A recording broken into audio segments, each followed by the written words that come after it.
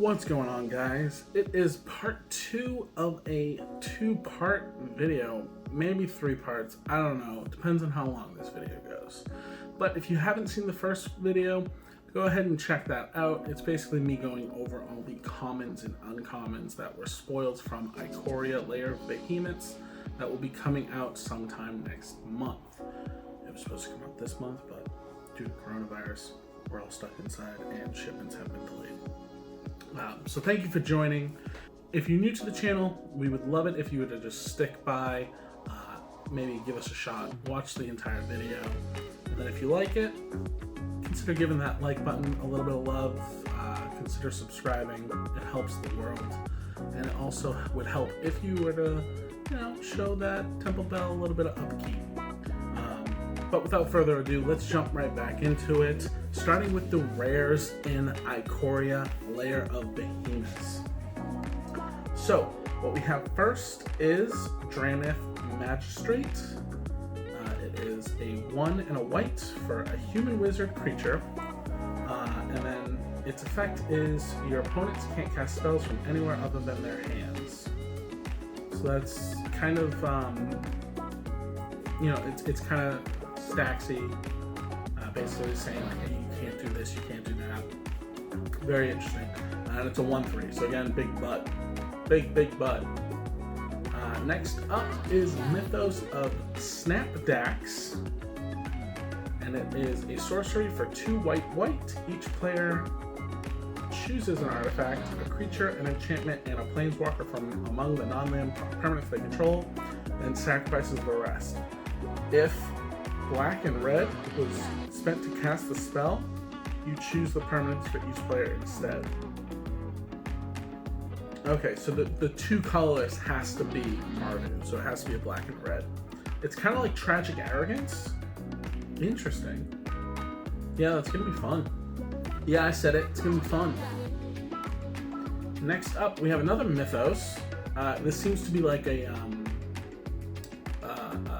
set. How the gods had their own things with like their weapons as enchantment artifacts. This seems to be Ikoria's thing. So Mythos of Nephrite. It's a 2 and a black for an instant. Destroy target non-land permanent if it's a creature spell. I apologize. Destroy target non-land permanent if it's a creature, or if green-white, so if Abzan was spent to cast the spell.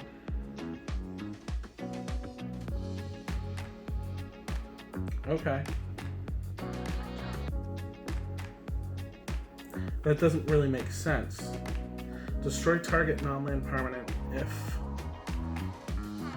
it's a creature, or if... What does it do if it wasn't? If Abzan wasn't used? I'm sure someone in the comments will kind of school me. Next up is, just because I want to go in order, Mythos of Badrock. It is 2 red for a sorcery. Mythos of Badrock deals 5 damage divided as you choose among any number of target creatures and or planeswalkers. If blue was spent to cast the spell until your next turn, those permanents can't attack or block, and their activated abilities can't be activated. Yeah, babe. Next up, we have Dirgebat. It is 2 colorless, black and a black, and it has a mutate cost for 4 black, and it's a bat.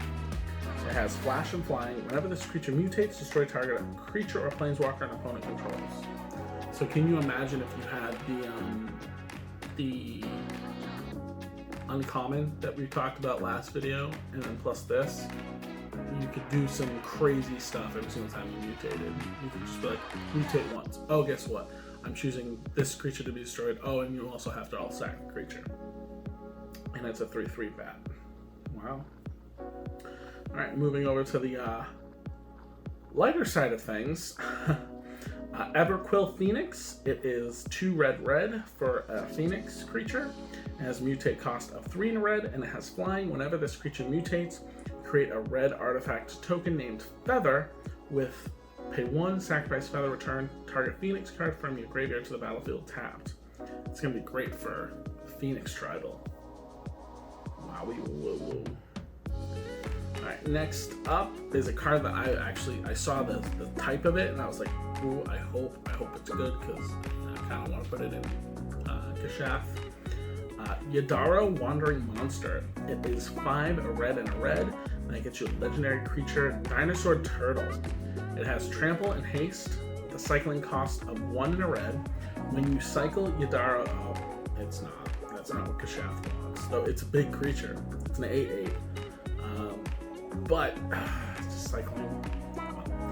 Maybe it'll do something cool though. When you cycle Yadaro Wandering Monster, shuffle it into the library from your graveyard. If you cycle the card named Yadaro Wandering Monster 4 more times this game, put it onto the battlefield from your graveyard instead. Never mind. I might put that in Kashath. Yeah, actually I might really put that in Kashath because Kashath gets things from the top of the library.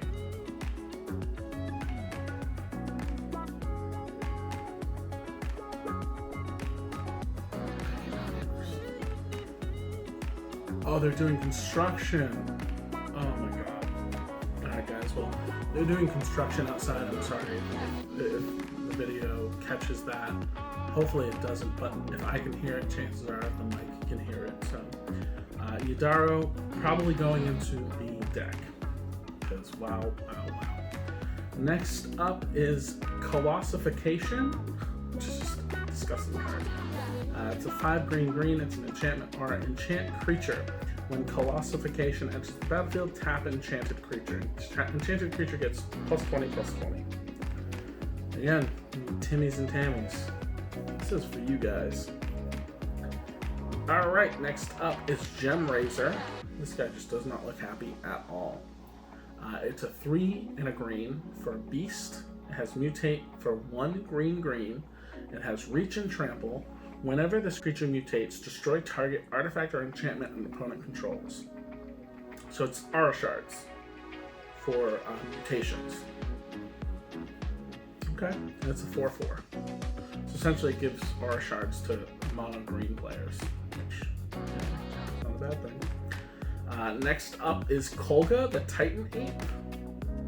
And we got some legendary creature apes. It's a 3 green, so 6 mana total. For a legendary creature ape. When Kogla, the Titan Ape, enters the battlefield, it fights up to 1 target creature you don't control. When Kogla attacks, destroy target artifact or enchantment friendly player controls. And you can pay 1 and a green, return target human you control to its owner's hand. Kogla gains indestructible until end of turn. So essentially it's King Kong. It's King Kong, guys. I wonder if they're gonna, because I haven't seen anything in relation to kind of a kaiju variant of Kogla, but they'd have to do King Kong, because that's King Kong. Great in humans. Oh my god, seriously. And it gains indestructible. And then when you attack, you can destroy. Again, you can Aura Shards something. Woo! Alright, next up, an enchantment, Death's Oasis for white, black, green, Abzan. Whenever a non-token creature you control dies, put the top 2 cards of your library into your graveyard and then return a creature or card with lesser converted mana cost than the creature that died from your graveyard to your hand. So when one thing dies, put the top 2 cards of your library into the graveyard and return a card that's essentially costs less. To your hand, so you get to bring it back. You're giving me some serious Fallout vibes. Looks like there's like a Deathclaw over there. I know it's not a Deathclaw, but it looks like it. Looks like a flying, winged Deathclaw. And could you imagine if that was a thing in Fallout? I'd die. It also has pay 1, sacrifice Death's Oasis. You gain life equal to the greatest converted mana cost among creatures you control. Not bad. Though Abzan really isn't known for big splashy creature spells, but again, you have that green aspect, so you can go ahead and basically gain life off of that instead. Next up is Labyrinth Raptor. It is black and red, so Rakdos for a Nightmare Dinosaur. It has Menace. Whenever a creature you control with Menace becomes blocked, defending player sacrifices a creature blocking it. And you can pay Rakdos again, black and red. Creatures you control with Menace get +1/+0 till the end of turn. So what I've seen a lot of people talk about on Twitter is just pairing this with Angrath. You pair it with Angrath, guess what? You do a full swing, your opponent tries to block, you're sacrificing all your creatures because all of your creatures have Menace, which is just bonkers.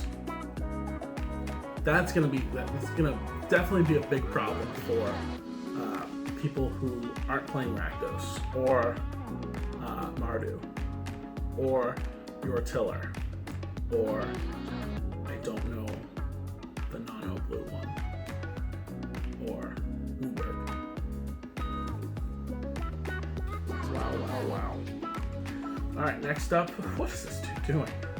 Crystalline Giant. It's a 3 mana artifact creature giant, and it has at the beginning of combat on your turn choose a kind of counter at random that Crystalline Giant doesn't have on it. From among flying, first strike, death touch, hexproof, lifelink, menace, reach, trample, vigilance, and +1/+1. Put a counter of that kind on Crystalline Giant. So you can get pretty big, pretty quick. Yeah. And I think it hasn't been officially spoiled. And that's the thing. Set some clarifications here. We know that you can easily go and view like the spoiled cards that have been actually like leaked spoiled, but I'm only here talking about the English translated official cards. So from what I've seen, Crystalline Giant is going to be Mechagodzilla. That'll be its Kaiju variant. So very cool. Alright, next up, Mythics! Time to get into craziness! Alrighty, first up is Fiend Artisan.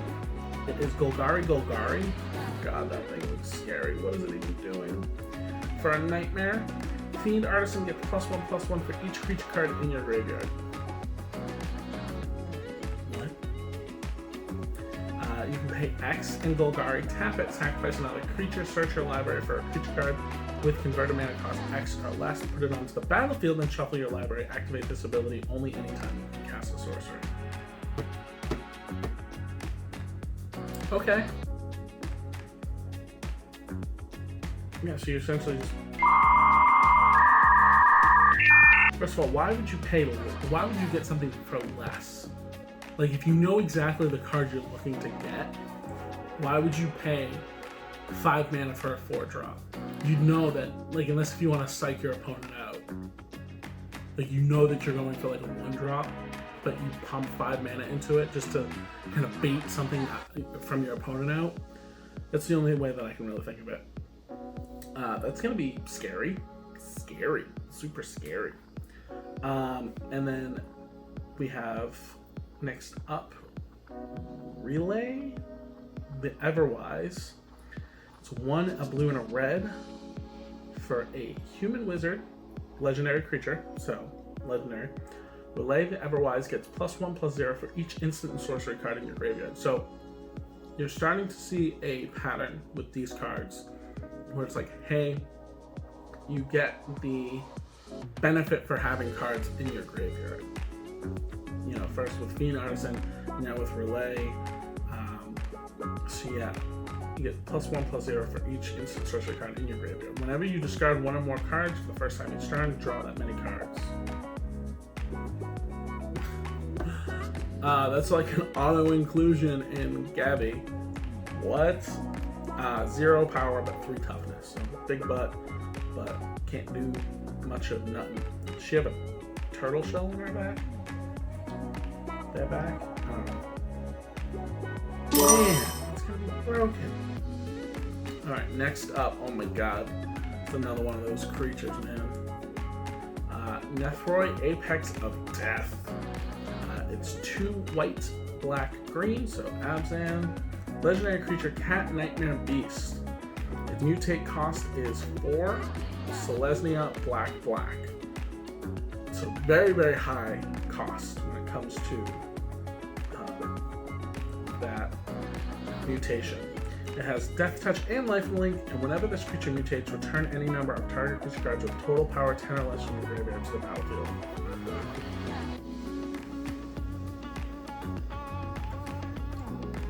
What? I have no words. Oh my god. Alright, next up, no more giant monsters. We're gonna take a little break. Take a little break. Let's. We're gonna focus more on the humans. General Kudro of Drannith. He is a 1 white black for a legendary creature, human soldier. Other humans you control get +1/+1. Whenever General Kudro of Drannith or another human enters the battlefield in your control, exile target card from an opponent's graveyard. And then you can pay 2, sacrifice 2 humans, destroy target creature with power 4 or greater. And he's a 3/3. So that's going to be interesting. Just from a lore perspective, honestly, like, looking at all the cards from this set and a lore perspective, it's really like this, like, at first I was like, oh man, it's just the humans being absolute, like, kind of like dicks to these monsters, but it really just seems like they're just trying to survive. And this card perfectly encapsulates that. You know, he's basically, as a general, he's sending out other soldiers to basically say, you need to kill this monster because it's a threat to our town, our kingdom, and they literally are sacrificing themselves to kill this mighty beast. So very, very interesting.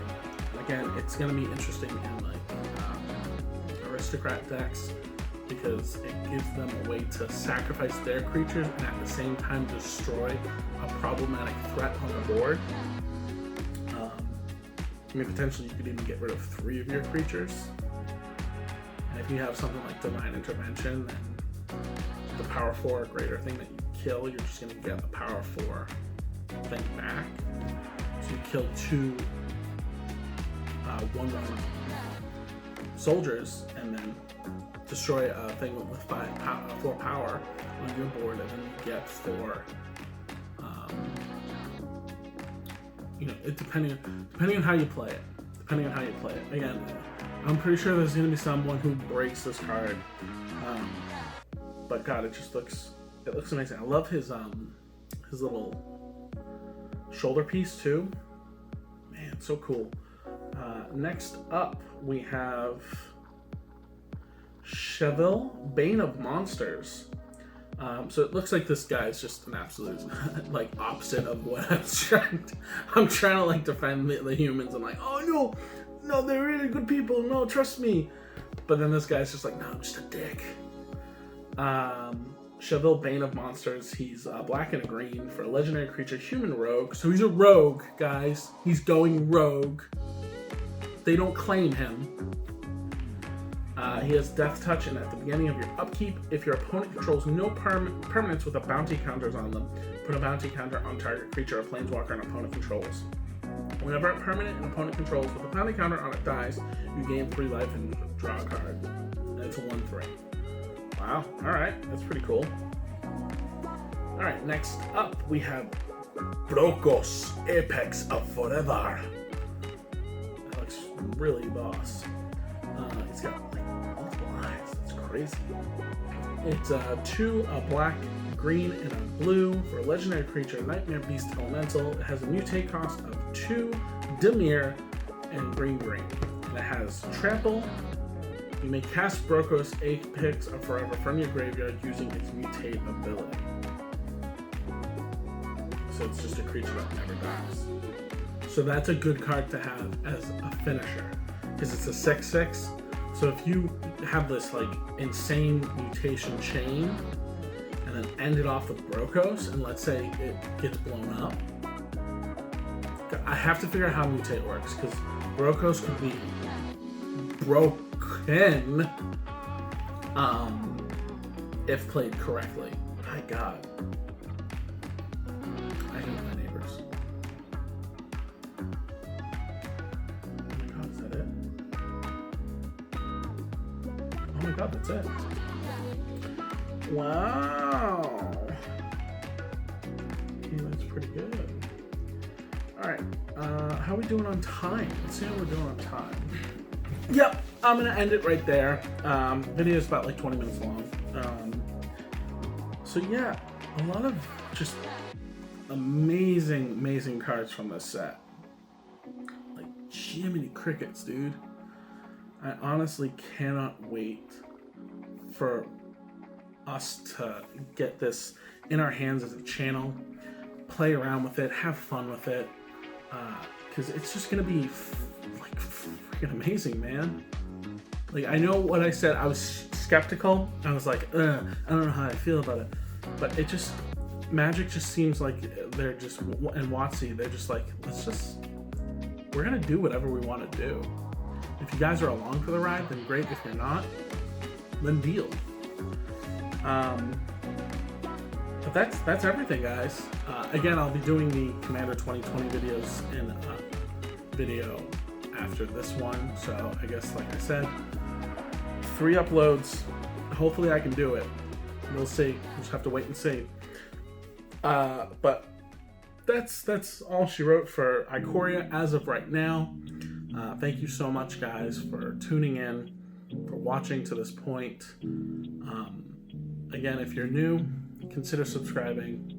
You know, we really want to try to grow. And then hopefully one day we'll get our own preview card, and that's the only thing I have to talk about with new sets, because it's kind of insane jumping from topic to topic, and I would honestly I'd love that. You know, Magic is something that's brought me a lot of joy. It's brought a lot of, you know, Children of Alar's team members a lot of joy, and we just want to keep doing that. So thank you guys so much for sticking around. Consider subscribing.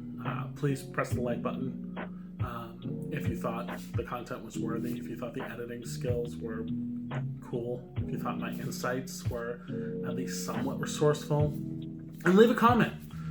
Are you as excited about Ikoria as I am? I mean, honestly, guys, it's shaping up to be a phenomenal set. Theros was kind of meh. You know, we had Throne, which brought the going on an adventure mechanic, and that was phenomenal. Theros, we had the emerge mechanic, so that was that was fun, but it wasn't like something that you could be like, what? But Ikoria looks like it's definitely shaping up to be something else, and they're definitely bringing it. I mean, alone, how many mythics did we see? We saw 1, 2, 3, 4, 5, 6. 6 mythics alone today, and then however many we talked about yesterday. But yeah, I can't wait. I want this set now, but I gotta wait. But you guys don't have to wait for our next video. It should be up right now. Go see what I said about Commander 20 and the things that were spoiled there. Or if you didn't check out the common and uncommon video, that's fun too. You know, we have fun here. And yeah, we'll see you in the next video, guys. Peace.